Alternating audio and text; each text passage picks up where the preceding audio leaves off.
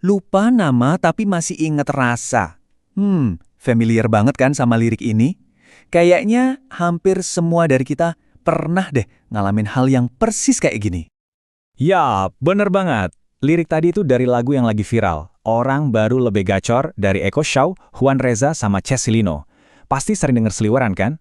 Pengamatannya tuh jitu banget ya, sampai bisa jadi lagu hits gitu.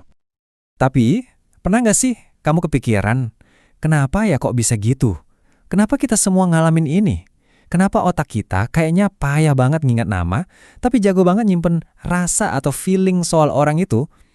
Nah, ternyata ada loh penjelasan ilmiah yang super keren di baliknya.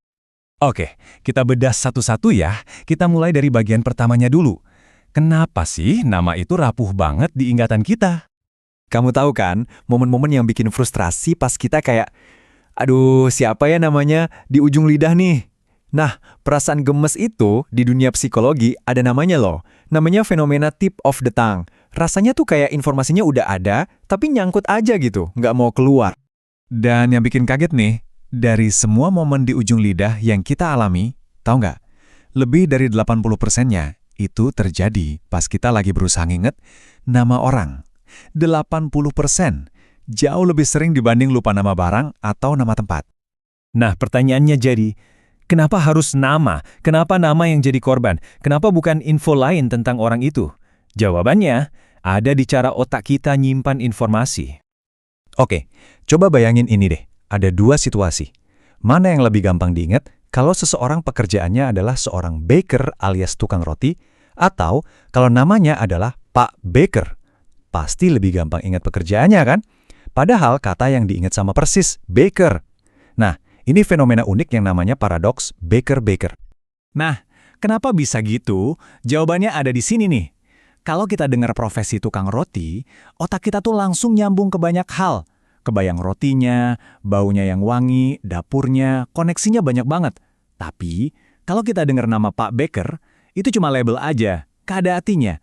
Jadi koneksinya di otak kita cuma satu, tipis banget. Sama kayak jalurnya, profesi punya banyak jalan buat diingat, sementara nama cuma punya satu jalan setapak. Jadi, gampangnya gini. Nama itu ibarat jembatan gantung yang cuma punya satu tali, rapuh banget buat nyambung keingatan kita soal orang itu. Kalau jembatan itu goyang dikit aja atau putus, ya udah, kita nggak bisa nyebrang buat ngambil namanya. Kita cuma bisa diem di seberang, cuma ingat rasanya aja. Oke, jadi misteri soal nama yang gampang lupa udah mulai kebayang ya. Sekarang, kita pindah ke bagian kedua dari liriknya. Kenapa justru ingatan soal rasa itu kuat banget? Ada seorang psikolog namanya Robert Zionch. Dia pernah bilang gini, preferences need no inferences.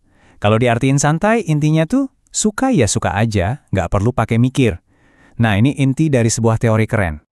Nah, kalau kita bawa ke pembahasan kita, artinya jadi lebih simpel lagi. Rasa nggak butuh nama. Ternyata, otak kita tuh emang didesain buat ngerasain emosi duluan.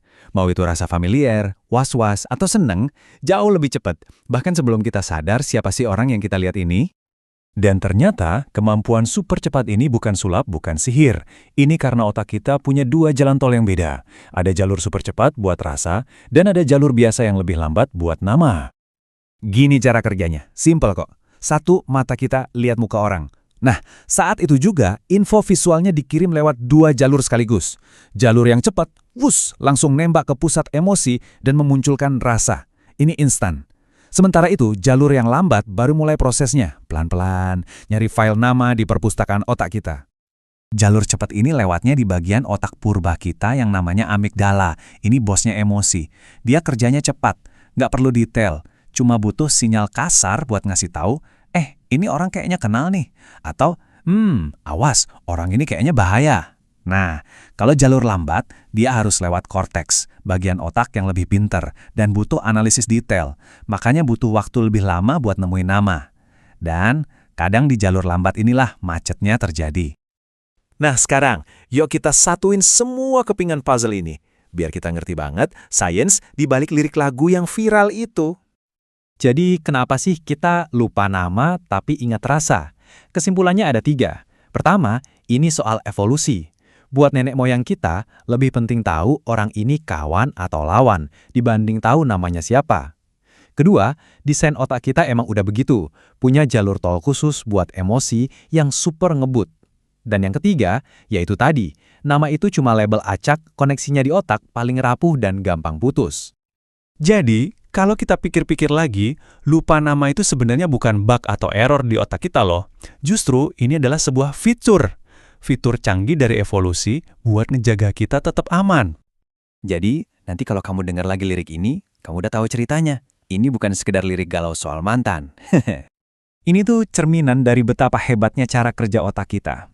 Jadi, lain kali kamu ketemu orang di jalan terus lupa namanya, jangan ngerasa bersalah ya. Itu bukan berarti kamu pelupa. Itu artinya otakmu lagi kerja dengan benar memprioritaskan apa yang paling penting. Jadi kepikiran nggak sih? Kira-kira ada lagi nggak ya pengalaman kita sehari-hari yang kelihatannya sepele, tapi ternyata di baliknya ada penjelasan ilmiah sekeren ini?